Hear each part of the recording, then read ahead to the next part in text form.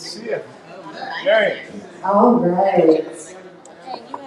Good evening, everyone. Right. Welcome to Busboys and Poets Books Presents Cousins. We are so excited to see you all here tonight. All of you here in person, and then all of you here on the live stream. You might see me staring at the iPhone. That's why, y'all. So, oh gosh, where can we start? This is a very unusual because of how it's come about, but it's a very, very American story at the same time. Here in the United States, we have had a long, long legacy of, you guessed, American slavery. We happened to take something that was awful in the world and made it even worse. And so, unfortunately, while tragic history has come and brought us here together, Phoebe and Betty will get into how that tragic history can really turn into something beautiful and worthwhile down the line. And before I do that, let's go ahead and actually contextualize our guest for you all today. And so, Dr. Betty Kilby Fisher Baldwin, yes, that is 4 names, all of them, grew up in rural Culpeper in Warren counties, Virginia. She was a pioneer in school desegregation at the time. Thanks to her father's determination, she entered. Sorry, y'all. Mass dust. Mass dust is real. She entered and graduated from Warren County High School after suing the school board based on the landmark Supreme Court Warren versus Brown of Education of 1954. Let's give it up for her. You go, girl. Let's give it up for Betty. Troublemaker. A troublemaker, as we love here in the district. She started her employment as a factory worker and climbed the corporate ladder to achieve executive management employment. She holds a bachelor's in business management from Shenandoah University, an MBA from Nova University, and, in case that wasn't enough, an honorary doctorate in humane letters from Shenandoah University.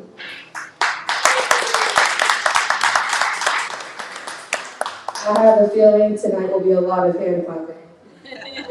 After she retired, she wrote and published her autobiography, Wit, Will, and Walls. Betty speaks frequently with Phoebe about making connections across the racial divide to create a more just and peaceful world. And now Phoebe. Phoebe Kilby grew up in Baltimore, Maryland, after obtaining a BS in botany and a master's in environmental management from Duke. I'm not gonna lie, I'm a UMD fan, but I gotta give it to you. She had a long career as an urban and environmental planner. We need those. Yes. With concerns about the morality and wisdom of war, Phoebe went back to school in 2003 to obtain a degree in conflict transformation from the Center for Justice and Peace Building, Eastern Mennonite University.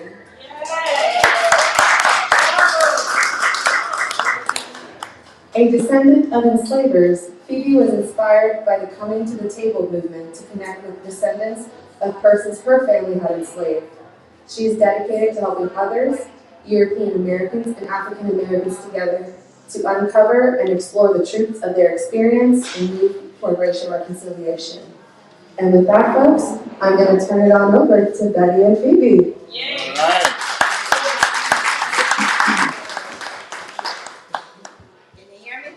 Oh, yeah. Yes. Good evening. I'm Betty Kilby Baldwin. My ancestors were slaves. And I'm Phoebe Kilby, a descendant of persons who once enslaved Betty's family, and we have come to the table. Phoebe and I were inspired to meet and get to know each other by coming to the table, an organization and a movement focused on racial reconciliation through honest truth-telling, deep connections, genuine forgiveness, and sincere action to make amends for the harms of slavery and its legacies. The name Coming to the Table refers to Dr. Martin Luther King's dream. I have a dream that the sons of former slaves and former slave owners will be able to sit down together at the table of brotherhood, and as we say, sisterhood. This book, Cousins, is our Coming to the Table story. So I discovered coming to the table when I came to work for the Center for Justice and Peace Building at Eastern Mennonite University 3 years after I graduated, and that was in 2006. And by the time I got there, started working, a new program had started up called Coming to the Table. And I was very curious about this. And I thought, it made me think, could my family have enslaved people? And when I thought about it, it seemed like, this is really likely. Why hadn't I ever looked into this? And I guess because I never had to. I never had to confront this. But when I started thinking about it, I realized there were so many clues. First of all, my father's family, they lived in Virginia and had farms. And I knew they had deep roots in Virginia since before the American Revolution. But I just he had never talked about it. The family had never said anything about this. It was kind of hidden. So that was a clue. Long roots in Virginia, farming community.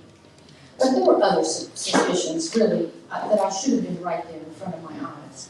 First of all, my father's and family's racial attitudes. Particularly my father and my grandmother, they often spoke disparagingly about African Americans. And that's a nice way to put it. I grew up in a racist household. And then, as I said, I used to live here in the DC area, work in the area. I met some of the folks here when I was an environmental planner. But in 1994, my husband and I moved to Virginia's Shenandoah Valley. And I noticed that there were Kilbys mentioned in the local newspaper. And they were activists, and they were black. Now, this should have been a pretty big clue. I didn't look into it. I think I was afraid to. I just wasn't ready to confront this. But this organization, this idea of coming to the table, gave me the courage to look into this aspect of my family's history. So I began the research. And back then, Ancestry wasn't quite as big. I went directly to the source. I went to the counties in Virginia where my family had farms, Rappahannock County, Culpeper County, Madison counties in Virginia. And I went to the courthouses in the courthouses and the historical societies, and it was very easy to find out that my family had enslaved people. But my family didn't keep detailed records like some families did. So most of the time, the records I found didn't have any names of slaves. There were a few, and unfortunately, what I have to say is that I found names in things like wills and estates where they inventoried what a person who had just passed away, all their goods and their property, and listed in the property were slaves and their names. But at this point, I didn't know who might be descended from those slaves. So I decided to do something I had never done back in 2006. And I just Googled the name Kilby. And up came a website, Betty's website. And she'd written a book. She's Betty Kilby Fisher at the time. So I thought, well, I learned the book. And immediately from the book, I realized that we had to be connected. Because her father and my father, she describes where her father grew up, and I looked at this and I went, my father grew up in that area. Right in that area, a little village called Peola Mills, Virginia. It's not even incorporated. Who would know that place? I read it and I go, oh my gosh, her father grew up there. And then I started looking at a historic map, and I realized they'd grown up less than a mile apart. Well, they had to have known each other, but my father never said anything that there were black Kilbys that lived down the road. And I learned later from Betty, her father didn't say anything to her either. So this was kind of hidden. But I can tell you, I learned a lot more from that book than just those kinds of facts. I learned that Betty and her family had been leaders in integrating Warren County High School in Front Royal, Virginia in 1958 and 59. That was right after Brown versus Board of Education. I know many of you probably had, if you're old enough like us to have been around when schools were integrated. That was often in the late 60s and 70s. So they were pioneers. And I tell you, it's an overwhelming story how brave they were to do this. And Betty's going to tell you a little bit more about it in a few minutes. But at this point, I had my family enslaved people and a few names. Here's Betty in the current time frame. Were we connected? I just didn't have any real proof that we were connected. So I went back, I went to one of the leaders who started this coming to the table movement, a fellow some of you will know here named Will Hurston. And I said, Will, what do you think I should do? And I thought he would give me genealogical research advice.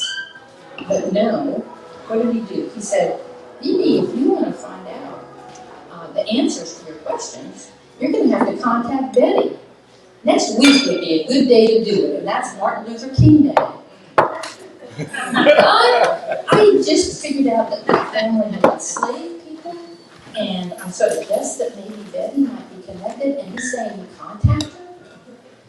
Well, that was a pretty scary thought, but the more I thought about it, I thought, well, that would be a good day to do it, wouldn't it? Symbolic. So, on Martin Luther King Day, 2007, I sent this email to Betty.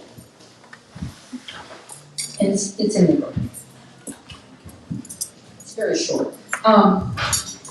So she was Betty Kilby Fisher at the time, and the subject line is an invitation to conversation. So, dear Betty Kilby Fisher, my name is Phoebe Kilby, and I am white. My father grew up in Rappahannock County, Virginia, near where your father grew up. I have been doing some research on my family, and have also read your book. Having no definitive answers, I suspect that our families had some kind of relationship in the past. I admire very much your courage and the courage of your father and family during the Civil Rights era and since. It would be an honor to talk to you and meet you someday. I live about 25 miles from Front Royal. Through conversations, we both might find out a little more about our family's pasts. Martin Luther King had a dream that the sons of former slaves and slave owners would be able to sit down together at the table of brotherhood. Perhaps we as daughters can contribute to fulfilling that dream. I hope to hear from you and to hear that you are interested in conversing with me. Phoebe Kilby.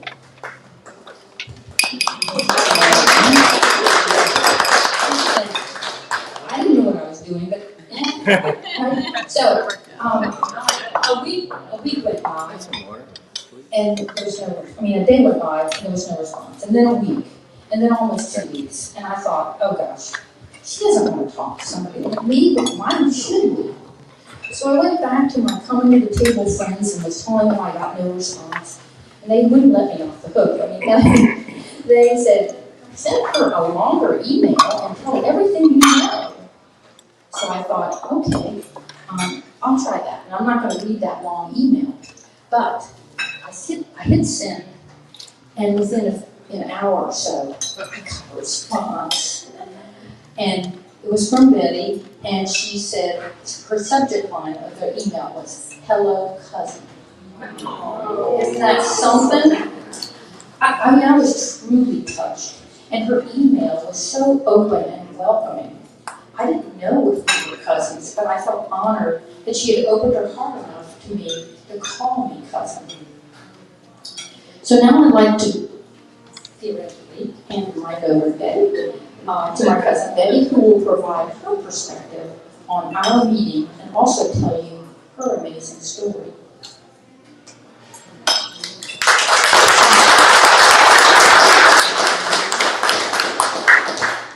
Well, Phoebe suspected what I had known practically all my life. And so it was only natural that I would answer, hello, cousin. Here's the email that I sent to her, and it is also in the book.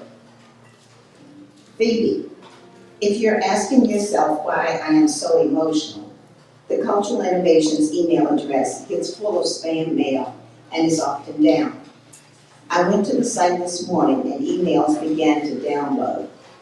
It could only have been God. We are the key to healing. Meeting you today is so awesome. People find it hard to believe. I can't believe it. I have always known that we were descendants of slaves, but I couldn't open that door. If you want to come to all three of these events, we had already talked. If you want to come to all three of these events, I want you to introduce yourself and talk about our connection. Bring your camera crews from coming to the table. We can not only contribute to Dr. King's dream, but we can bring about racial reconciliation and healing to a nation of hurting people. This is in 2007. We still there. Yeah. I thank God for bringing you into my life. Signed, Betty Chloe Fisher. When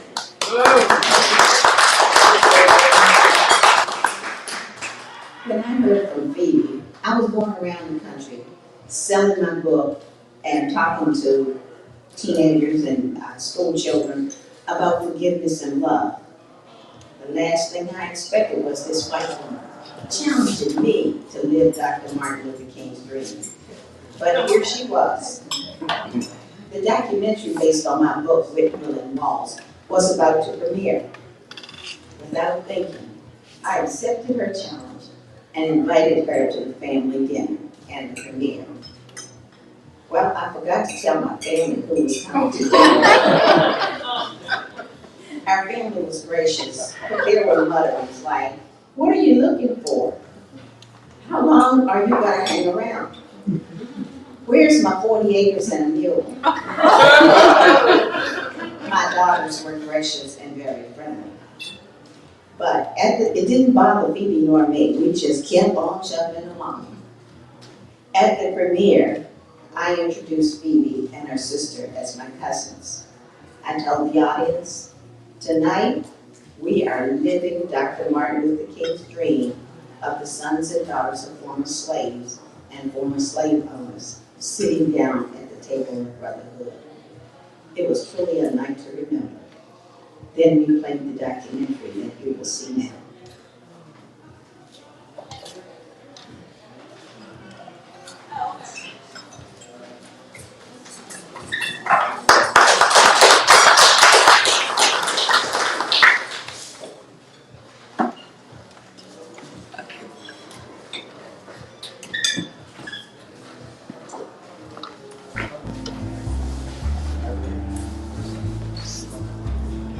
See supreme being seen as many things, but no one seems to see love reigns.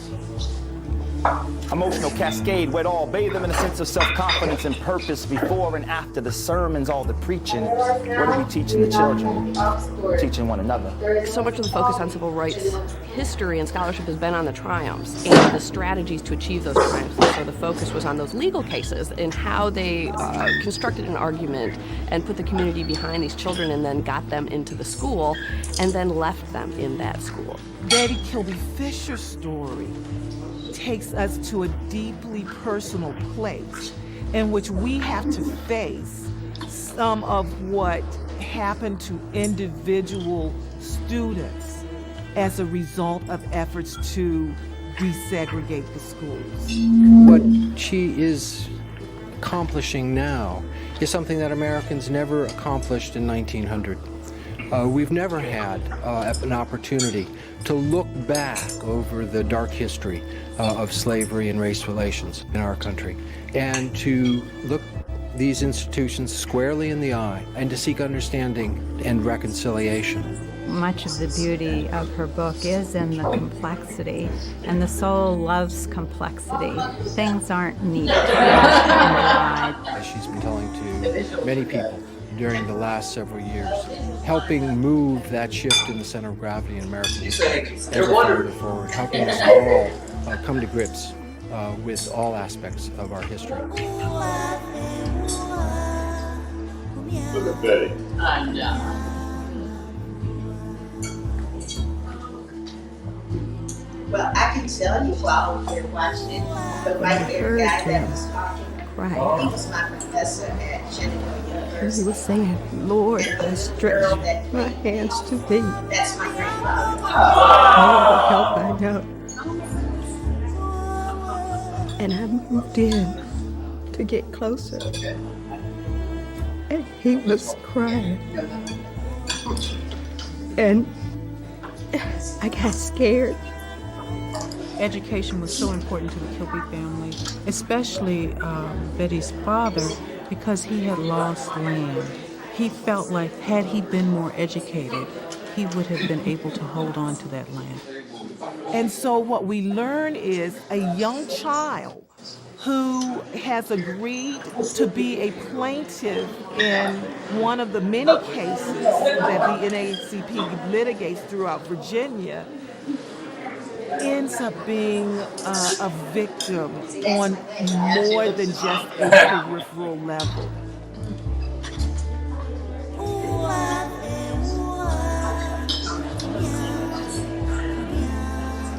We like to think that Virginia is like the cradle of Southern society, some would say American society.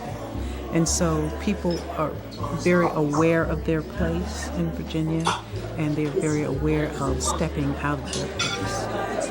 And so for people to push during the Civil Rights era to step out of these out of the status quo was just like an affront to civility, to gentility.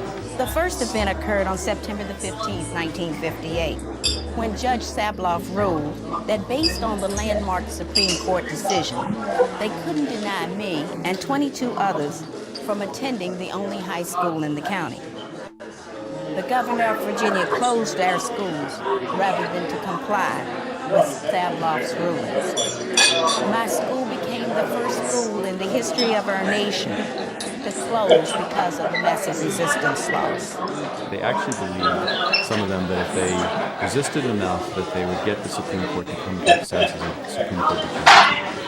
To me, massive resistance instead really exploded the myth that Virginia somehow presided over a superior system of race relations, and in fact that white supremacy in Virginia was always based upon the inferiority of African Americans and the belief that blacks were inferior, and that while perhaps there was more latitude for blacks in Virginia to advance economic and education, there was always a limit to that. There is such strong feelings against desegregating the schools that the whites in power will close the schools before they will integrate the schools. This has an emotional and a psychological impact on the black child.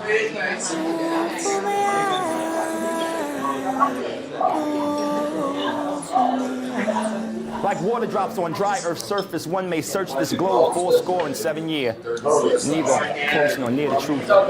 Religion may substitute for faith till all faith in religion, not God. Making someone else's decisions within your own life, the soul just ain't right, might be that it lacks love. So it's not till 1958 that these court cases have made their way through the system, and that you finally have a series of judges in different parts of the state ordering that black students be admitted into the white schools, and one from Charlottesville and Norfolk. The sun stopped at the foot of the hill.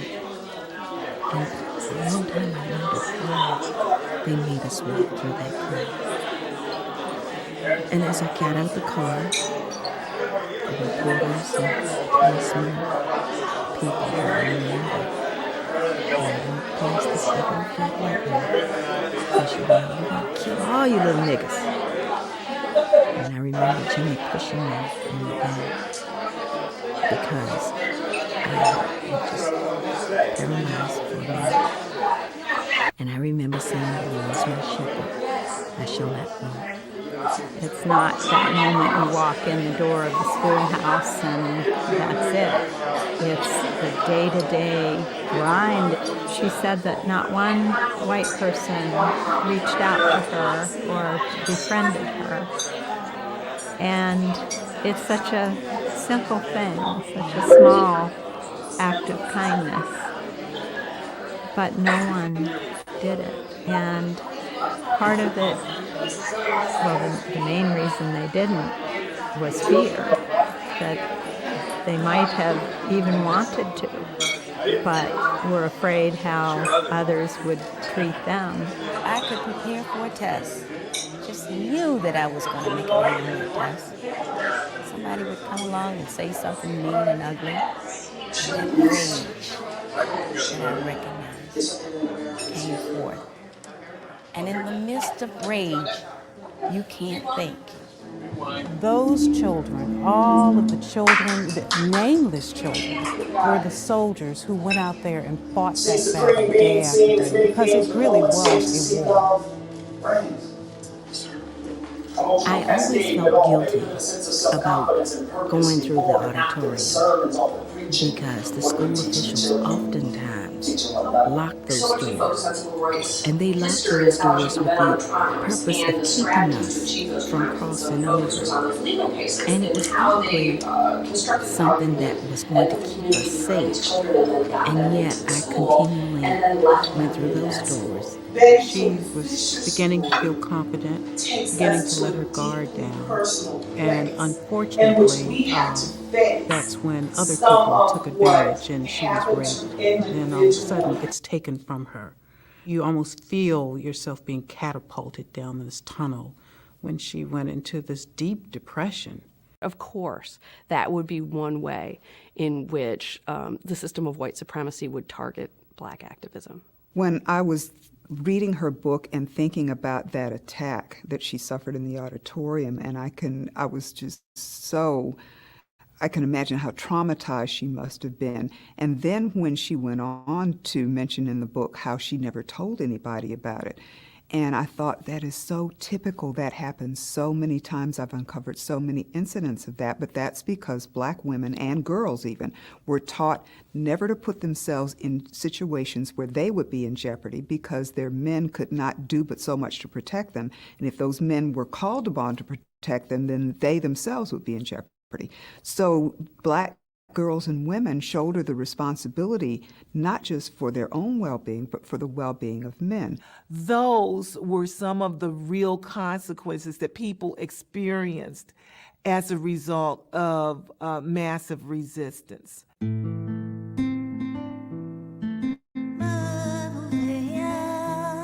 Perhaps I see things differently, like peace between you and me is the natural order of interaction, acting like we all God's children, regardless of the factions we fall into or the composition of our genetic tissue. We are human beings, one and the same. Shame we can't hold hands and profess love for one another, my sisters and brothers of the divine creation. What is it you are waiting for? Apocalypse? Token desegregation really defines the initial wave. It's really not until the late 1960s, early 1970s that you have any sort of meaningful desegregation in the state of Virginia. NAACP lawyers fought and won more cases in Virginia than in any other place, and just continually hammered away on every front. You began to have Virginia really standing out as a leader in a different way than it had previously.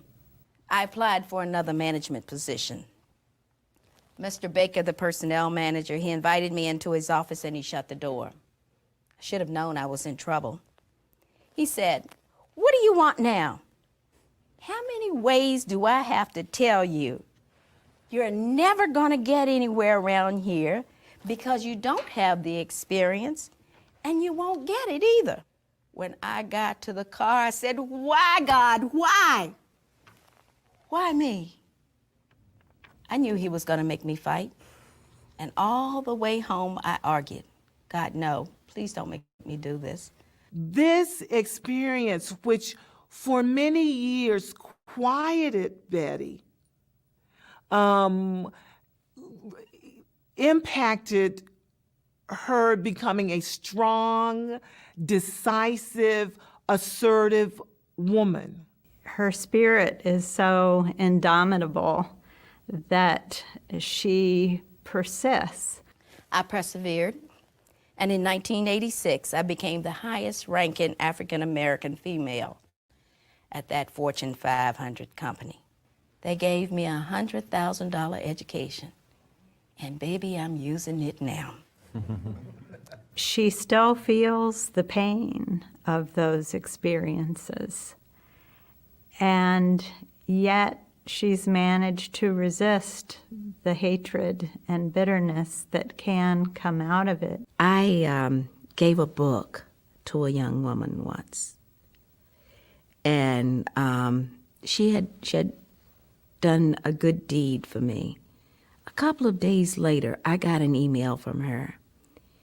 And the email read, "That what you said happened to you when you were a little girl happened to me. My life has been blessed by your story." The current direction of scholarship is to begin to examine the stories of the lesser knowns. And in that, you get not only the triumphs, you get the tragedies. You get the other side of the story, which is what we need in order to fairly evaluate the period that has passed so that we can figure out what avenues we need to take to continue to make progress. We cannot just present our kids with a picture and a model of perfect success and overcoming, because that isn't very realistic. You know, there's a lot of pain involved in those sorts of struggles, and we do a disservice to our children if we don't share that. To share with us and to share with the world things that she did not, that she could not even voice to her own family, helps us to understand where some of the anger and rage comes from as a result of living and existing in a racist society. The lost cause idea that the Civil War was not fought over the issue of race but of Southern rights, that race was no problem in the South before the Civil War, closed off any open public discussion of these very troublesome issues. Increasingly, as we tell the story of people like Betty, and we encourage those people to tell their own stories, then these 13-year-old girls and boys and other young people will realize you don't have to be Dr. King. You don't have to be Julian Bond. You don't have to be Ruby Doris Smith Robinson. You don't have to be famous. These were young folks. Some of them in Birmingham were 8, 9, 10 years old who were willing to go to jail. So if you begin to show people that these were people like them who were the agents of change, it can help to liberate them to the point where they understand they can actually do something. They don't have to wait for somebody to show them the way. Now allow these thoughts to soak into your better consciousness and grow flowers in your mind. Reclaim the beauty of mankind, for while I sat seeking life, I almost looked beyond love, but now love is all that is within my sight.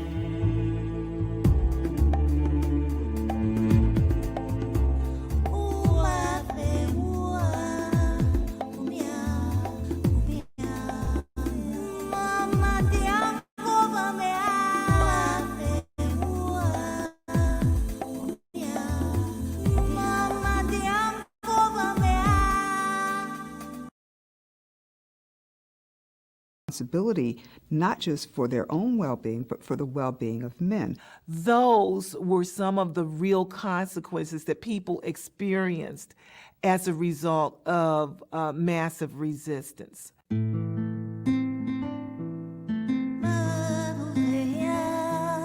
Perhaps I see things differently, like peace between you and me is the natural order of interaction, acting like we all God's children, regardless of the factions we fall into or the composition of our genetic tissue. We are human beings, one and the same. Shame we can't hold hands and profess love for one another, my sisters and brothers of the divine creation. What is it you are waiting for? Apocalypse? Token desegregation really defines the initial wave. It's really not until the late 1960s, early 1970s that you have any sort of meaningful desegregation in the state of Virginia. NAACP lawyers fought and won more cases in Virginia than in any other place, and just continually hammered away on every front. You began to have Virginia really standing out as a leader in a different way than it had previously. I applied for another management position. Mr. Baker, the personnel manager, he invited me into his office and he shut the door. I should have known I was in trouble. He said, "What do you want now?" How many ways do I have to tell you? You're never gonna get anywhere around here because you don't have the experience and you won't get it either. When I got to the car, I said, why, God, why? Why me? I knew he was gonna make me fight.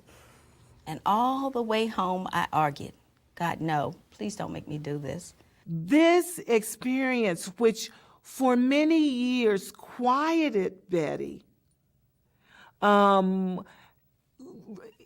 impacted her becoming a strong, decisive, assertive woman. Her spirit is so indomitable that she persists. I persevered, and in 1986, I became the highest ranking African American female at that Fortune 500 company. They gave me a $100,000 education, and baby, I'm using it now. She still feels the pain of those experiences, and yet she's managed to resist the hatred and bitterness that can come out of it. I gave a book to a young woman once, and she had done a good deed for me. A couple of days later, I got an email from her, and the email read, "That what you said happened to you when you were a little girl happened to me. My life has been blessed by your story." The current direction of scholarship is to begin to examine the stories of the lesser knowns. And in that, you get not only the triumphs, you get the tragedies. You get the other side of the story, which is what we need in order to fairly evaluate the period that has passed so that we can figure out what avenues we need to take to continue to make progress. We cannot just present our kids with a picture and a model of perfect success and overcoming, because that isn't very realistic. You know, there's a lot of pain involved in those sorts of struggles, and we do a disservice to our children if we don't share that. To share with us and to share with the world things that she did not, that she could not even voice to her own family, helps us to understand where some of the anger and rage comes from as a result of living and existing in a racist society. The lost cause idea that the Civil War was not fought over the issue of race, but of Southern rights, that race was no problem in the South before the Civil War, closed off any open public discussion of these very troublesome issues. Increasingly, as we tell the story of people like Betty, and we encourage those people to tell their own stories, then these 13-year-old girls and boys and other young people will realize you don't have to be Dr. King. You don't have to be Julian Bond. You don't have to be Ruby Doris Smith Robinson. You don't have to be famous. These were young folks. Some of them in Birmingham were 8, 9, 10 years old who were willing to go to jail. So if you begin to show people that these were people like them who were the agents of change, it can help to liberate them to the point where they understand they can actually do something. They don't have to wait for somebody to show them the way. Now allow these thoughts to soak into your better consciousness and grow flowers in your mind. Reclaim the beauty of mankind, for while I sat seeking life, I almost looked beyond love, but now love is all that is within my sight.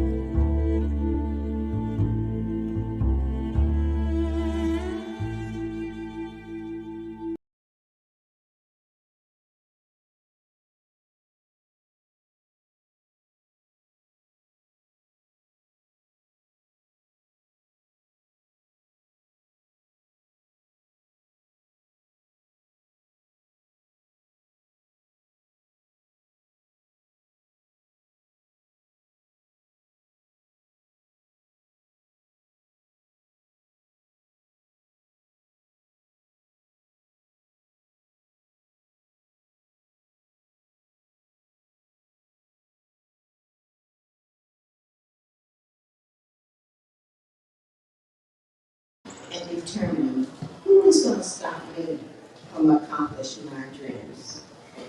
And then accomplishing my dreams in spite of it. I couldn't prevent any of these circumstances any more than Phoebe could prevent her family from owning slaves and connecting us by blood. I'm going to read something from my chapter, Freedom, I'm Free. Okay.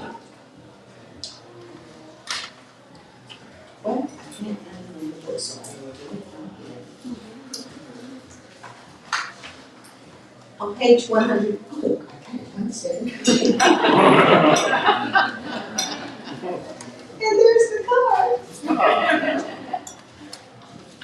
When I realized that I had the ability to learn and make good grades, I knew there was something wrong with the many things that I had assumed about myself. I had accepted as facts what some individuals in white society, teachers and others of influence, had said, intentionally meaning to hurt me and to keep me in a state of low self-esteem. I go on to say, I am, however, responsible for the decisions that I make, my actions and responses to situations. I am responsible to seek the truth and acknowledge my history, all of it. And I must share this knowledge with the next generation. Nearly 25 years later, in 2007, when Phoebe, a European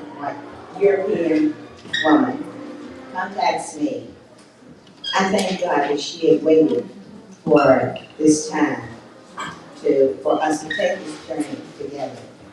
And I would be able to reply genuinely, hello, cousin.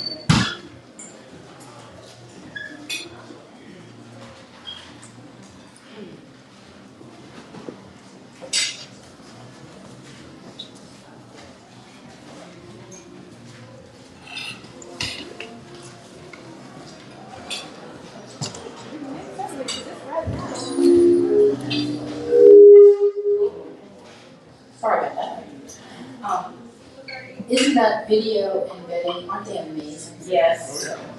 Really. And the first time I meet her, I see this video, and I see what kind of amazing person I have connected with. I mean, it was an incredible experience. And every time I look at her, I'm struck by all that she had to go through just to get an education, just to get to high school. And it also makes me think every time how easy I had it growing up. I mean, I can't think of one significant obstacle placed in my path for getting an education. Well, we met, we started the film, Betty went home to Texas. So what was next? I wasn't sure. But I had met her family too, including her brother James. He was one of the ones who was a little skeptical about me at the family dinner. But he had just started an organization in Front Royal, which I said earlier was just 25 miles from where I live, called the Historical Education Movement. And the purpose of that organization was to honor this school desegregation history, and particularly their father, James Wilson Kilby. And at that time, an important anniversary was coming up, the 50th anniversary of their integrating that high school, Montgomery High School. So I asked James, would it be all right if I joined your group and supported you in some way? And he graciously said yes. So we got started together with the others in our group. The first thing we did was we held a big commemorative event. And we got the school board to give us the new high school's gigantic auditorium for free and support us. And we filled it with people honoring this history. And a lot of people came back who were there at the time of school desegregation. And they shared stories and poems and music. It was just wonderful. But that's not all we wanted to do. Really, what James was interested in is having that school named after their father. Well, it was at a time when the school board was renovating the school, changing it from a high school to a middle school, and they were considering what the name should be. So our group wrote emails to all the school board members, wrote letters to the editor, came to all the school board meetings. We did not get up there and scream like some people have been doing lately. We were very polite. We all had yellow t-shirts on so they could see who in the audience was in favor of naming the school James Wilson Kilby Middle School. The school board wouldn't do it. There were other forces at work in the community contacting the school board members saying, you better not. So they just punted and called it Warren County Middle School.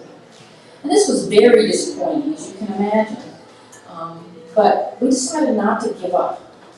And at that time, coming to the table had some grant money, and they were giving out mini grants. So we decided to have a community dialogue process. You know, we talked about today about sort of truth and reconciliation commissions. It was sort of our version of that at community level. And we called it the Our Shared History Dialogue. And we brought together people from the era, African Americans who were integrated to school, European Americans who were high school seniors at the time, and suddenly the governor had closed the school for everyone. So you can imagine how they felt at the time. We brought in a teacher, a bus driver, and then two current superintendents of schools who came to every single dialogue. And we came up with a list of ideas of ways to honor this history. And one of the ideas was to get this put in the school curriculum. And they did, at least for a while, at the 3rd, 7th, and 11th grade levels. They would talk about this integration process in the school system. But the other thing that was really high on our list was to get a historic marker put out front of the school. And we went to the school board, and they were open to that idea. And we were lucky that the Virginia Department of Historic Resources was ready to do something like this. They were reevaluating their sign program and realizing that it presented a very lopsided view of Virginia history. It was mostly Civil War battlefield sites and founding fathers' homes, things like that. So we came to them and they were excited. So we got this marker put up. And we're going to show you very quickly a 3-minute video of the dedication of that marker.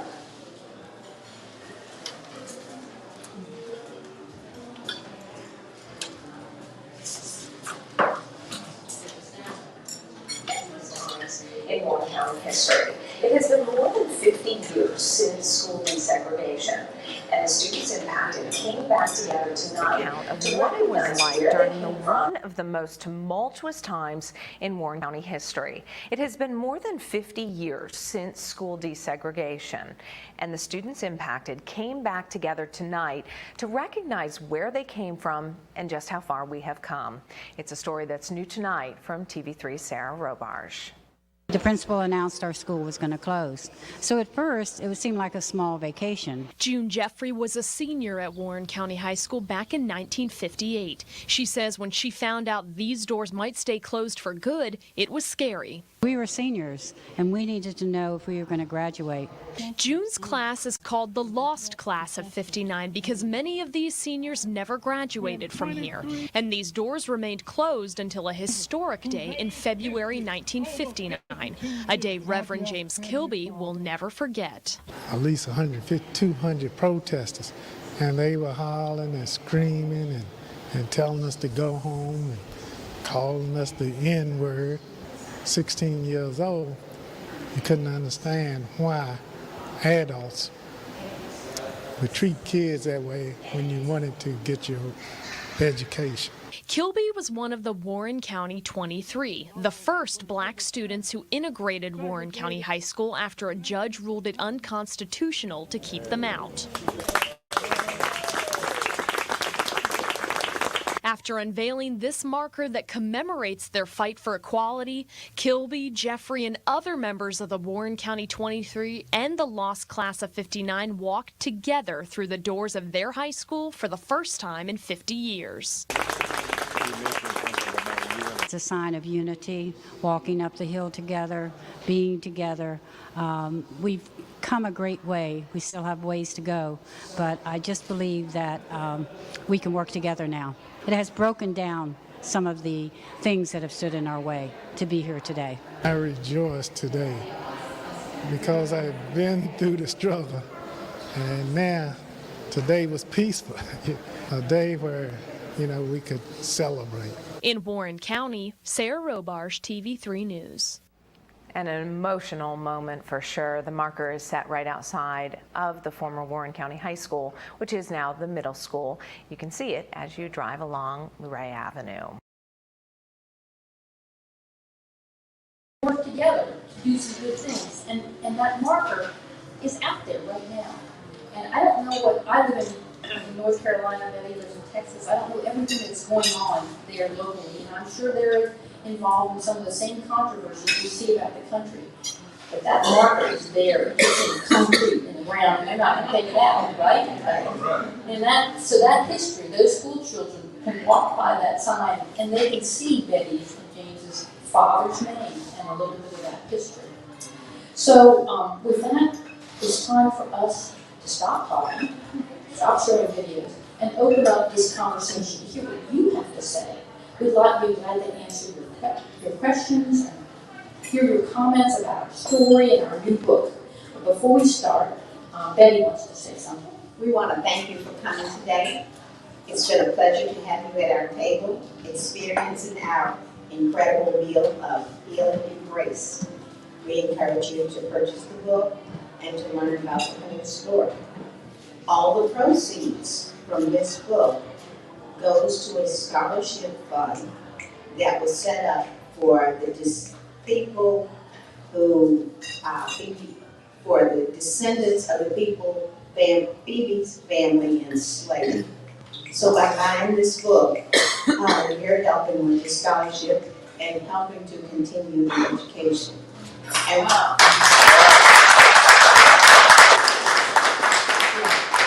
forgot to mention that part. Yes, this is a form of reparations on my part. I felt like I should do something to make amends. But not just for slavery, for everything since, and my own racism that I have absorbed. And I'd just like to say one last thing, and that is we started the scholarship fund in 2014 with James's grandson. He was the first recipient, and this fall we had 6 scholarships that we gave out, and 3 of them went to grandchildren of Betty.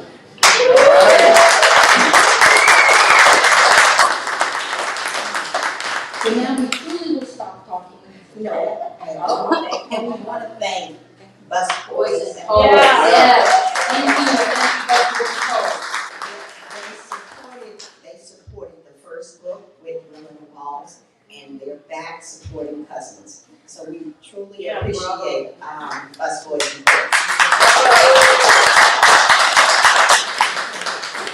If you had told me it went to reparations, I would have bought 3 cases. That's all great, folks.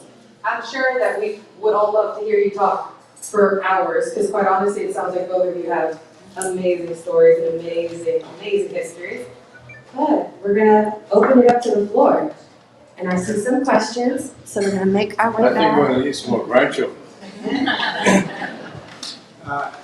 I'm sort of geographically challenged with Virginia. Help me out a little bit. Where's Warren County, and how do you feel about what's happening in Virginia now as a result of what we saw the last couple of weeks in Virginia? Warren County is 66 miles west, straight up 66, and I don't remember what exit it is, but you'll see it. There's 2. What is it? 6. Yes, it's west on I-66, right before you hit I-81. It's the last exit. Okay. Yes, and what do we think about Virginia today? You know, we're going backward faster than we came forward. So it's up to every individual in these United States to exercise their right to vote and to tell their politicians, stop with the rhetoric and the fighting and represent us as citizens.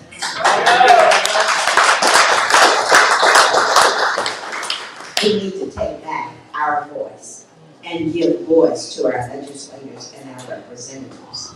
And one thing we are trying to do as much as we can is speak to audiences all around the country, but also speak in schools. And we haven't been invited to speak in some schools. It's just starting, and we've given classes at the middle school level and high school level, and some schools are interested in hearing stories like this. So we shouldn't get so discouraged that every school system out there doesn't want to discuss history. There are some, and we work on it. We can really change this rhetoric that's going on. I see one right here in front. Thank you for sponsoring over No, amazing story. But I guess being selfish, I want to know a little bit more about, how both of you felt when you met for the first time. Just sort of, I know it's personal, but it would be great for me to just hear that. I had a good cry because when I wrote my first book, I didn't think that I had an ending to it because I didn't have both sides of the story. And truly, when I wrote to Phoebe and told her that we were the team to heal, and I truly believe that with all my heart, yesterday and today. So yeah, I cried because I saw a light at the end of the tunnel, and I saw something that I wanted very badly was to tell a story that was complete, and that's what she hoped to do. Wow. Bravo.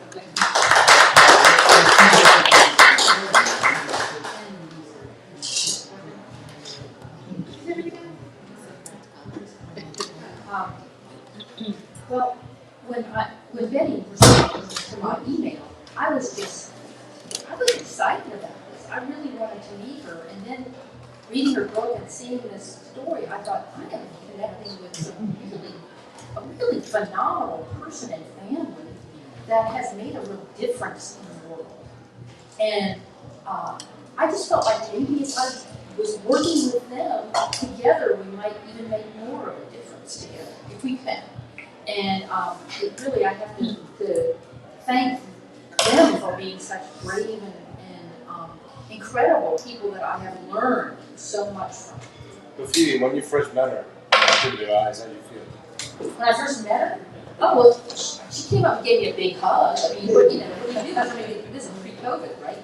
So we didn't give each other a big hug, and she had a big smile on her face, and she was so friendly. I just felt loved. I felt loved immediately. And felt like she was treating me like I was family.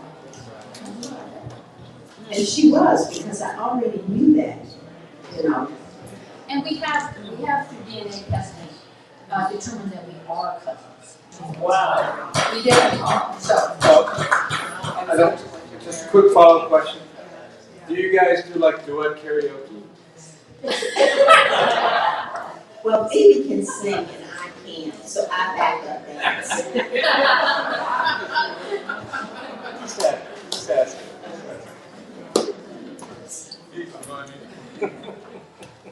You all represent the true meaning of forgiveness and understanding. You hear people all the time saying, well, I was never a slave, or I didn't enslave nobody, that was my family. What does it? Well, as you have indicated, you were beneficiary of some of those years and years and years of, trauma that was brought to another side of this community. And for you ladies to be able to sit down and truly represent a slave family and an enslaved family, what more can America ask for? You all need to go around. You all need to be modeled in live worldwide presentation so other people can see, not just read about it, but can see the true meaning of, what this is all about. So I applaud you all. Not only do I applaud you all, but I too am a Kilby.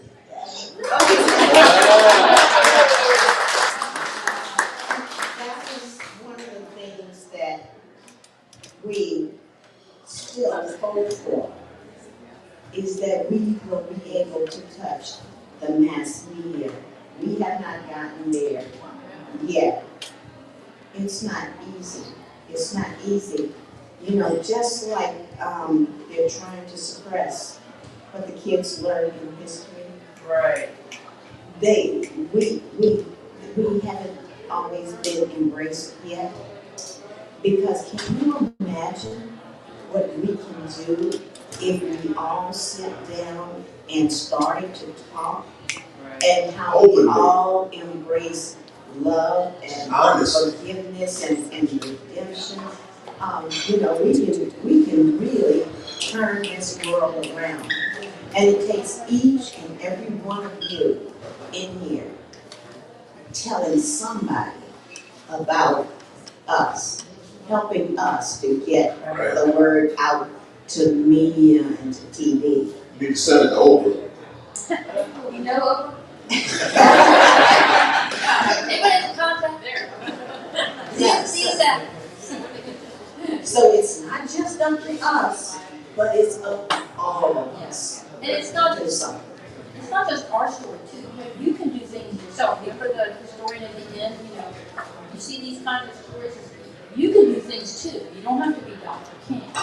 And we are members of this organization called Coming to the Table, and we have some members here. A few, they're back there at that table, members of Coming to the Table. And we have a national organization, but we also have local groups. I don't think we have one in DC right now, but we have some in Baltimore and Annapolis and out in Front Royal and Northern Virginia too. And we also have a group that just meets, anybody can join. And we have regular dialogues, and now most of them are online.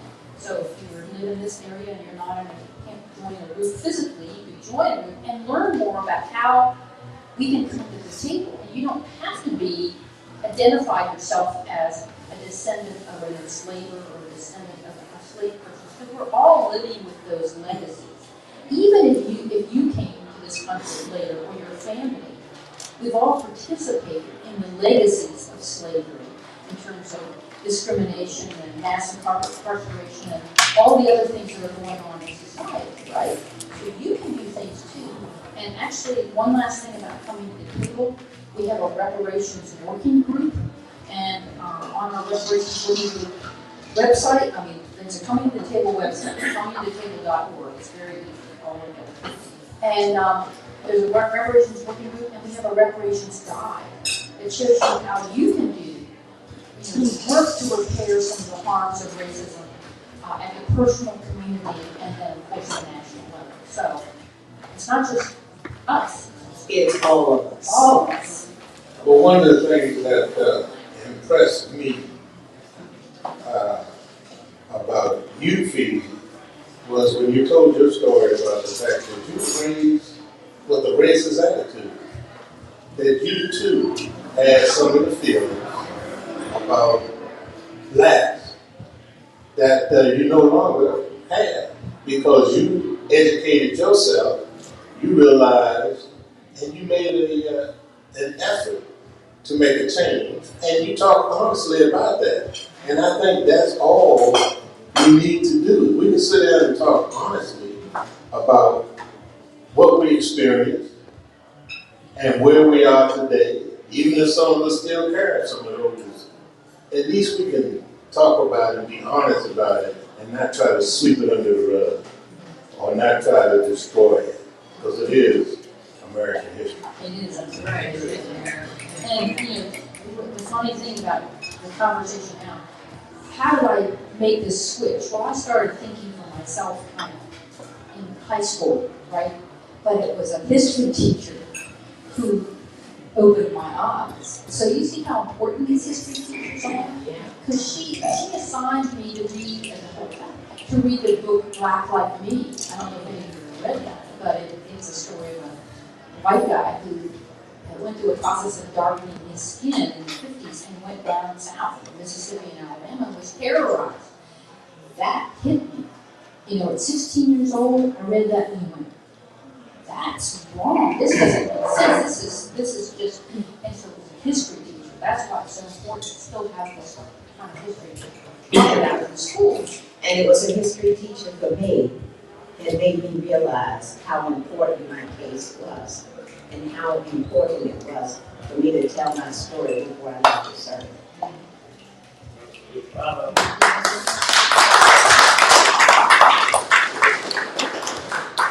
And we've got 2 more questions.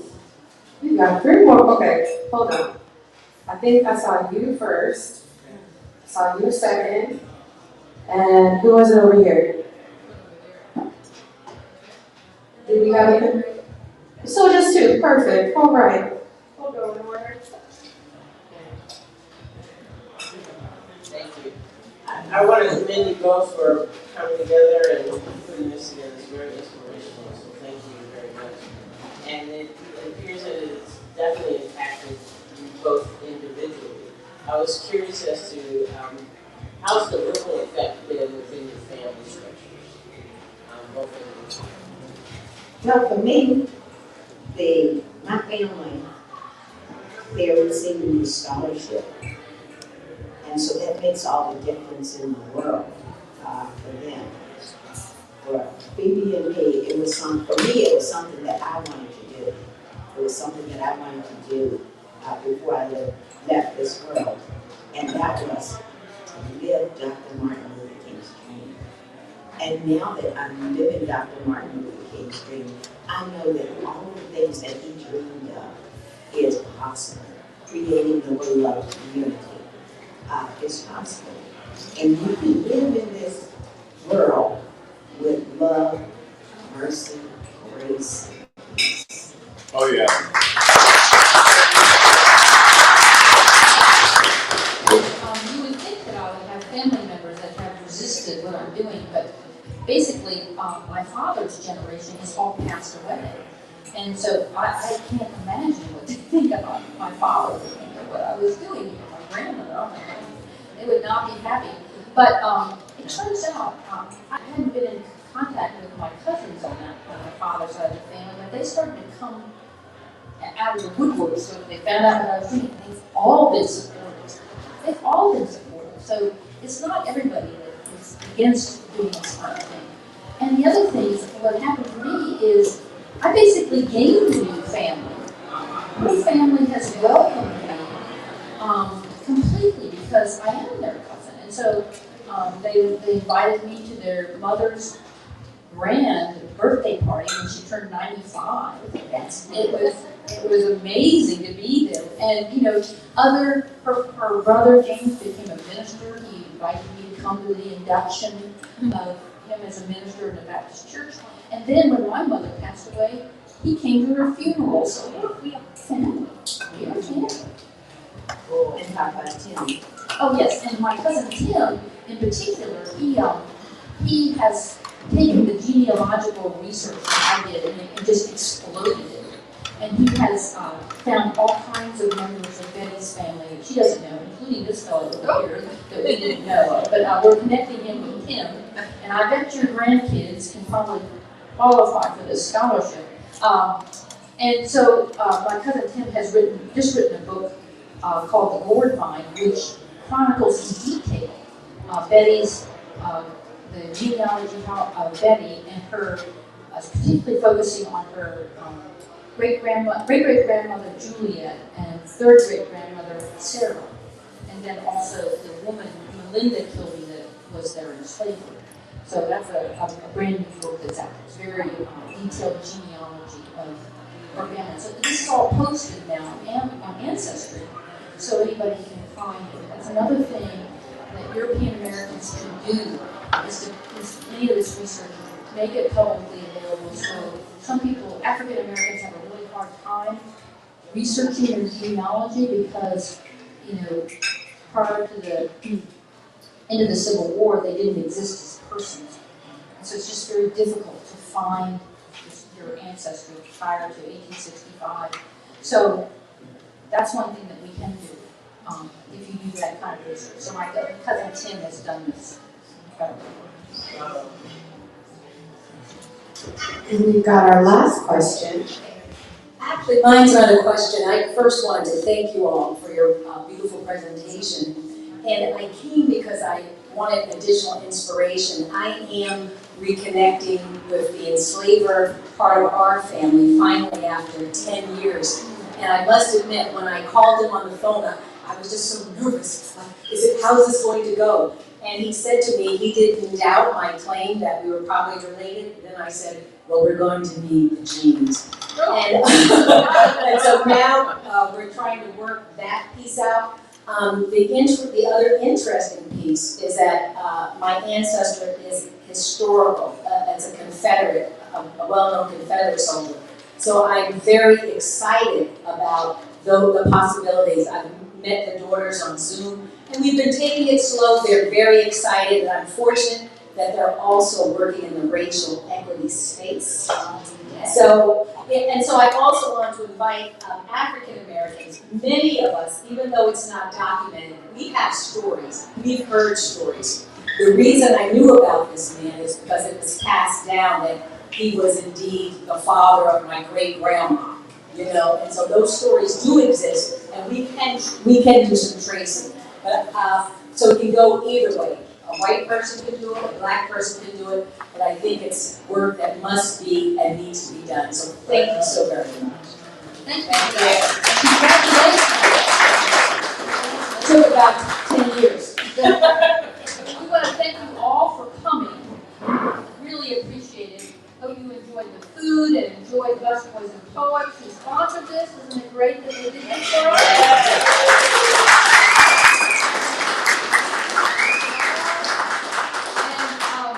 We do have more books for sale here. Busboys and Poets has them. We'll be glad to sign them for you after we speak here.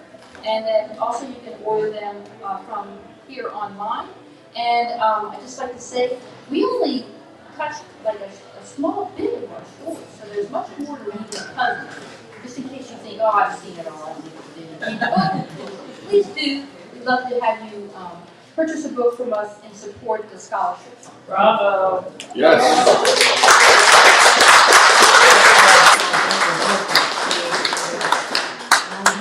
Thank you all so much for joining us tonight. One more round of applause for Phoebe and Betty, please.